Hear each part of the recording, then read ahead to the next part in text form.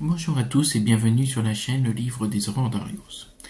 Donc me voilà de retour après presque 3 semaines d'absence. Donc je vous avais prévenu que je ne publierai pas, excusez-moi, de vidéo avant le 19. On est le 28 et j'ai voulu un peu plus de temps pour réfléchir à pas mal de choses. Donc cette intro, comme vous commencez à me connaître, va être d'environ 5 minutes. Donc vous inquiétez pas si vous ne voulez pas m'entendre parler de la chaîne, de quelques améliorations et tout ça. Il y aura dans la description le petit truc pour passer. Donc vous inquiétez pas pour ça. Bref. Alors en premier lieu, donc, nous avons les miniatures. Je suis toujours en train de dessiner ces fameuses miniatures et j'avoue que je ne suis pas satisfait. Elles me font un peu honte et j'ai pas envie que mon travail ressemble à un gosse de maternelle. Donc j'essaye vraiment de donner le meilleur de moi-même. Ça prend beaucoup de temps. Mais au bout d'un moment, un jour, je les mettrai sur les vidéos correspondantes. Bref, pour la deuxième petite annonce... Comme vous savez tous, bien entendu, Halloween va bientôt arriver. Et forcément, vous me voyez venir, c'est une chaîne horreur, et donc j'aimerais faire comme certains youtubeurs, comme Cam Makeup, donc si elle passe par là, je lui fais un gros bisou, même si je suis sûr que ça n'arrivera absolument jamais, et qui fait sa semaine de l'horreur. Donc tous les jours, elle publie une vidéo de thread d'horreur, et à la fin, elle publie une vidéo d'1 heure. Par contre, la vidéo d'1 heure, faut oublier parce que j'aurai pas le temps pour ça. Mais j'aimerais partager cette semaine de l'horreur avec vous, faire une vidéo par jour. Oui, ça va être très difficile, étant donné que même une vidéo par semaine, des fois j'ai du mal à tenir le rythme. Mais je vais essayer de m'y tenir, comme je vous l'ai dit, je vais me mettre un bon vieux coup de pied aux fesses. Lors de cette semaine de l'horreur, j'aimerais partager donc tous les 2 jours, donc une vidéo avec 2 histoires longues, une journée, l'autre journée des 3 ou 4 petites histoires courtes. Vous voyez, pour un peu... Parce que les histoires longues, c'est beaucoup plus compliqué que des histoires courtes. Et donc, je travaille actuellement pour ça. C'est aussi pour ça que j'ai un peu de retard et veuillez m'en excuser. Donc, j'espère que le concept vous plaît. Troisième petite chose, je ne vous harcelerai plus avec les commentaires, j'en suis désolé, j'ai réalisé que vraiment j'ai dépassé un peu les bornes, déjà que vous regardez mes vidéos. Bon, si vous pouviez liker à la place de commenter, ça m'aiderait énormément. Et de partager aussi, de vous abonner, parce qu'on est 20 abonnés. Et bon, j'ai pas envie de vous harceler à chaque vidéo, bien entendu, mais bon, c'est un peu ma chaîne YouTube, donc j'aimerais quand même avoir plus de visibilité, ce qui est normal et je pense que vous le comprenez. Donc merci à vous si vous faites tout ça pour moi. Donc sans plus tarder, nous allons nous lancer dans les 3 histoires d'aujourd'hui. Et oui, il y en a une de plus parce que pour me faire pardonner de ces 3 longues semaines d'absence, dont une semaine de plus, mais je vous l'avais expliqué en début de vidéo. Ces 3 histoires ont été écrites lors de ma première année et ma deuxième année de formation d'écriture, comme vous le savez, au début de cette chaîne. Et comme je suis en 3e année actuellement pour écrire mon livre. Petit aparté, mon livre avance très bien. Le premier chapitre a été envoyé à mon tuteur. Il m'a dit que c'était plutôt pas mal et donc il est ravi. Et moi aussi, puisque étant quelqu'un de perfectionniste, c'est complètement difficile.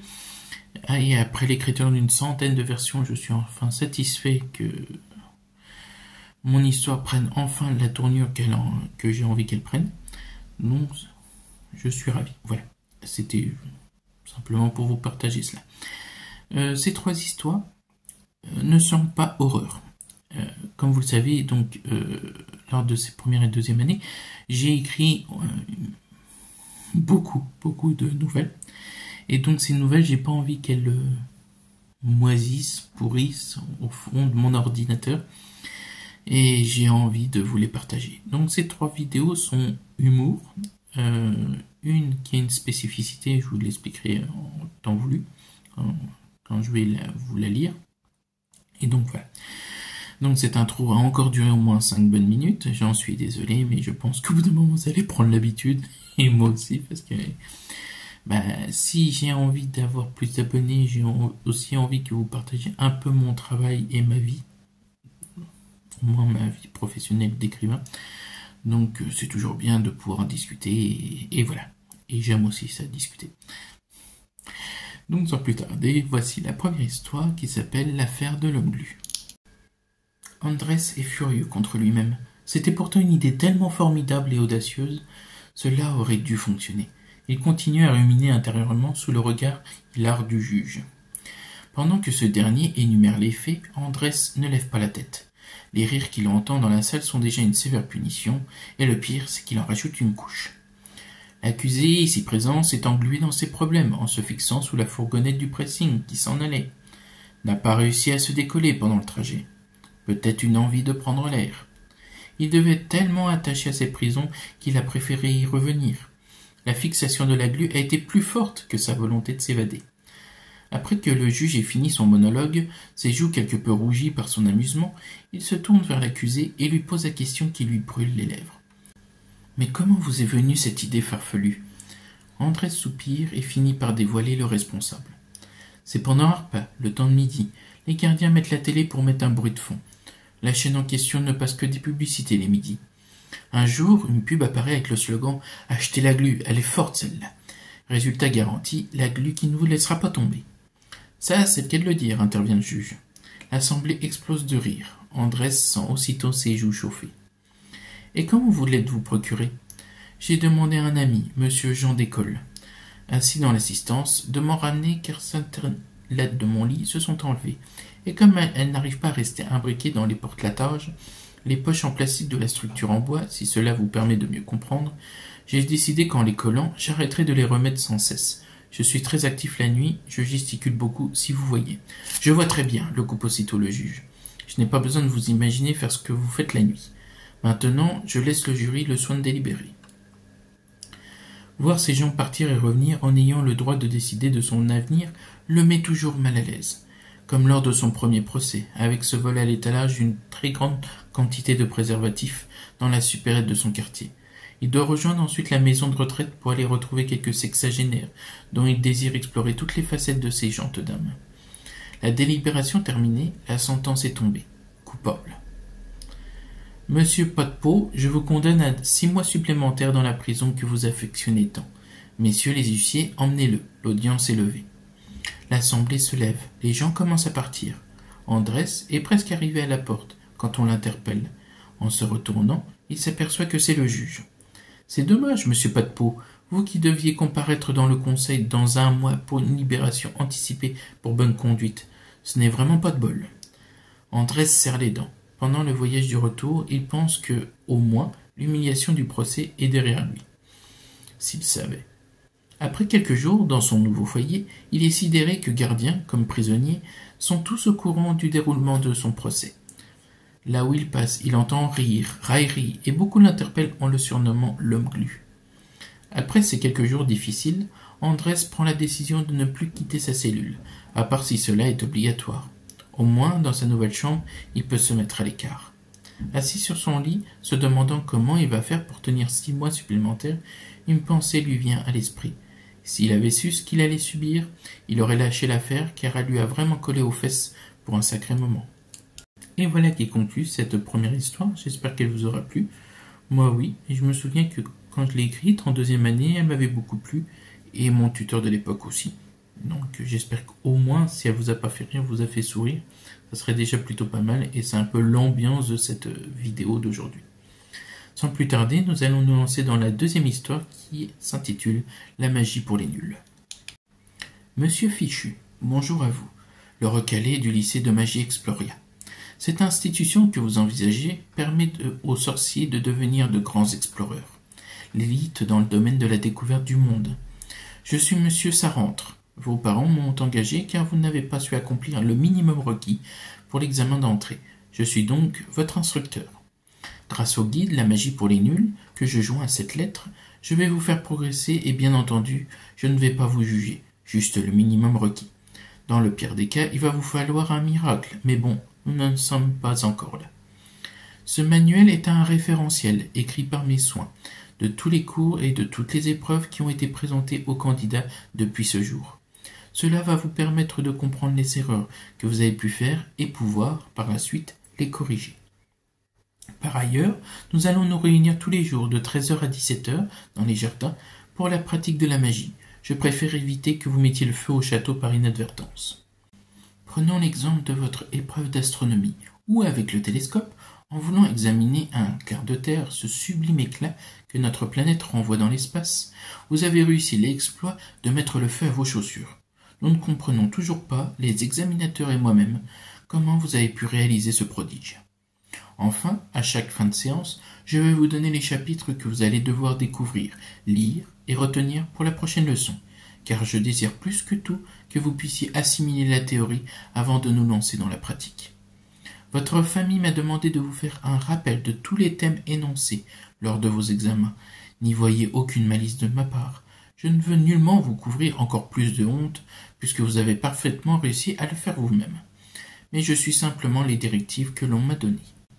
Pour le cours de métamorphose, on vous a demandé si un abricot est compatible avec un rat pour un sortilège de transfert, donc de simplement réaliser ce tour et de leur faire échanger de place, pas de transférer le visage du rat sur le vôtre. Je compatis pour le temps que vous avez passé à l'infirmerie à manger du gruyère, le temps que la magie se dissipe. Cela a dû être fort pénible pour vous. Vient ensuite les potions. La préparation d'une potion de guérison et de plaie mineure est le minimum à connaître. Vous avez pourtant réussi à ne pas refermer votre fiole alors qu'un clic distinctif doit se faire entendre, à glisser et à renverser sur l'examinateur présent qui est venu la récupérer. Le liquide qui est tombé sur sa main droite a fini par la putréfier. D'après l'analyse de votre fiole, vous avez rajouté 10 grammes supplémentaires à tous les dosages recommandés. Je ne vais rien dire de plus, l'action parle d'elle-même. Lors de l'examen de divination, un capteur de vision vous a été prêté. Vous deviez le calibrer correctement et donner les résultats qui en découlent. Le calibrage s'est très bien passé selon les dires des 3 surveillants présents. Voyez que vous pouvez y arriver, surtout quand le candidat avant vous a déjà effectué les réglages et oublié de les changer en fin de pratique. Passons à l'interprétation de votre vision. Vous avez annoncé qu'ils avaient presque 3000 ans chacun et que vous ne compreniez pas comment ils pouvaient être toujours vivants. Le numéro 3000 est juste le numéro de série de l'appareil. Il est indiqué entre le support et la sphère. Je suppose que vous avez dû lire ce chiffre de référence lors de votre analyse.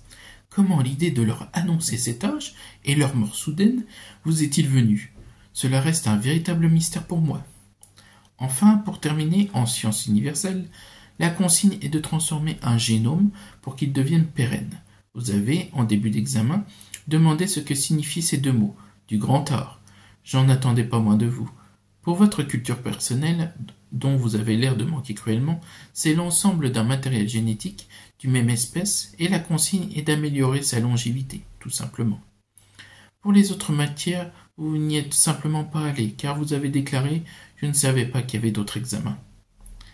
Autant vous dire que beaucoup de travail nous attendent et comptez sur moi pour vous secouer les puces si d'autres absences de votre part viennent à survenir.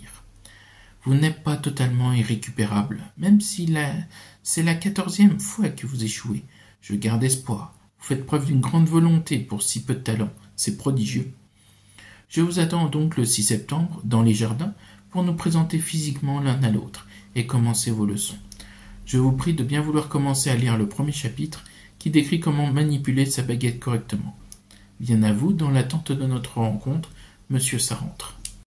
Et voilà qui conclut cette deuxième histoire, j'espère qu'elle vous aura plu. Moi oui, j'ai écrit cette nouvelle en première année, et la lire devant vous est un tout autre exercice parce que j'ai réussi à me faire rire moi-même, ce qui est incroyable, et comme dit dans le texte, c'est prodigieux.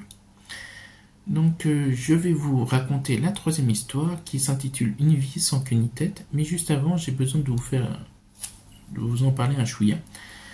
Lors de l'exercice de l'écriture de cette nouvelle, la consigne était stipulée qu'il fallait utiliser des expressions. Donc oui, la nouvelle est totalement remplie d'expressions. J'ai pas tenu le compte du nombre d'expressions que j'ai utilisées.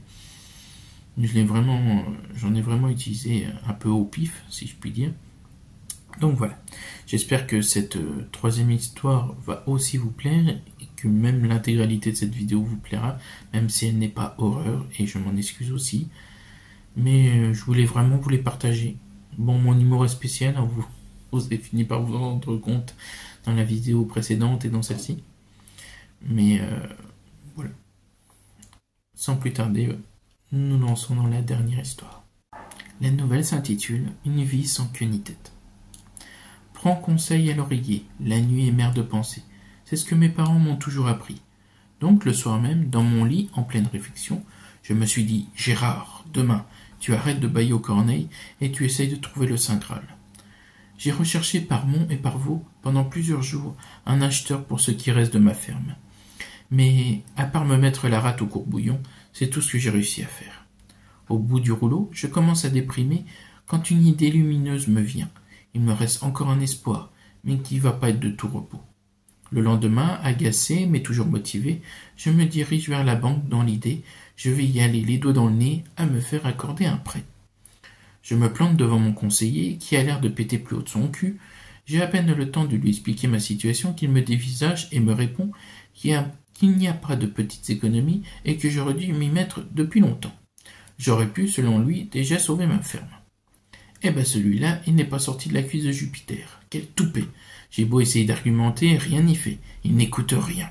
C'est comme pisser dans un violon.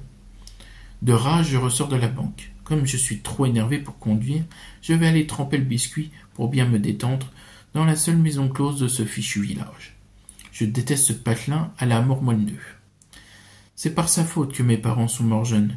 Ils ont joué avec le feu en entrant dans le trafic de dinde. Sans cette foutue commande. Enfin bref. Le trafic est très lucratif car beaucoup de personnes dans notre si beau village de la Quille en raffolent. Ils la vident, lui remplissent ce cucu de pralines aromatisées de cœur d'artichaut. Ce soir-là, le dealer qui leur permet d'écouler leur stock de dinde leur a posé un lapin. Ils ont donc décidé d'aller au village eux-mêmes pour honorer une commande de 15 dindes qui sont attendues pour un banquet. Sur la route, ils sont au taquet, mais ils ont fini par rencontrer une charrette qui bloque la route. À cette allure, ils ne sont pas sortis de l'auberge. Ils l'ont donc dépassé, mais une voiture est soudainement arrivée en face. Elles se sont toutes les deux percutées de plein fouet. Mes parents ont passé l'arme à gauche. Je me retrouve maintenant orphelin, une ferme sur les bras, et personne au village pour m'aider ou même m'engager.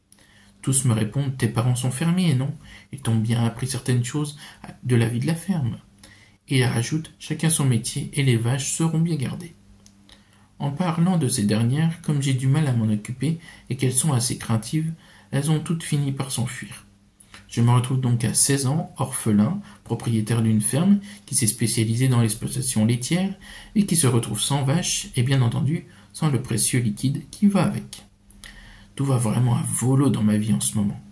Cette nuit-là, je me dis que de toute manière, rien ne peut m'arriver de pire. À peine ai-je fini de penser cela qu'un tremblement de terre se met à secouer toute la bâtisse. De peur, je me mets à courir, mais le sol s'ouvre en deux sous mes pieds. J'accélère aussi vite que mon surpoids me le permet. Une fois sorti de la ferme, je continue de courir, mais tombe malencontreusement dans une crevasse. En essayant d'en ressortir, mes vêtements s'arrachent. Me voilà tout nu dans la nuit, où il fait un froid de canard, avec en plus un tremblement de terre très localisé qui a détruit la ferme que mes parents m'ont léguée. De toute façon, même si les gens du village étaient au courant de ce qui vient de se passer, ils ne viendront pas m'aider. Il ne faut pas prendre des vessies pour des lanternes. Je me dis que là, j'ai vraiment touché le fond. Un grognement derrière moi vient de me prouver le contraire. Quand on parle du loup, on en voit la queue. Eh bien, c'est exactement ce qui m'arrive. Une meute de loups est apparue devant moi. Vu leur grognement, je ne vais pas prendre mon pied. Normalement, toute bonne chose a une fin. Eh ben, pas pour moi. Je sens que je vais bientôt rejoindre mes parents et cela me ravit. Donc maintenant, je ne dirai que ceci. Bon vent à cette chienne de vie et un de ces quatre. Et donc voilà qui conclut cette troisième histoire. Je dois vous avouer que j'en suis, je dirais, fier. Parce que je vous jure que l'exercice en lui-même est assez difficile. Placer toutes ces expressions comme ça. Mais ouais, j'en suis fier. Donc voilà. Donc qui conclut aussi cette vidéo. Et cette intro que vous avez dû subir, j'en suis désolé. Mais comme je vous l'ai dit, vous allez finir par vous habituer, moi aussi, de toute manière. Donc voilà, je vais publier ma prochaine vidéo, je dirais dans une semaine. Probablement samedi aussi. Ouais, je pense que ce sera comme ça. Ce sera bien entendu des histoires d'horreur. Ouais, parce que c'est un peu le but aussi de la chaîne quand même. Et donc voilà, merci à vous d'être présents, de regarder ces vidéos jusqu'à la fin aussi. Et n'hésitez pas à vous abonner, à liker, à partager et à commenter. Cela aidera beaucoup le référencement de la chaîne et la permettra de la faire grandir grâce à vous. Donc merci vraiment de tout cœur. Vous êtes des amours. Voilà. Donc c'est sur ces belles paroles que je vous quitte et je vous dis à la semaine prochaine. Gros bisous. Plus.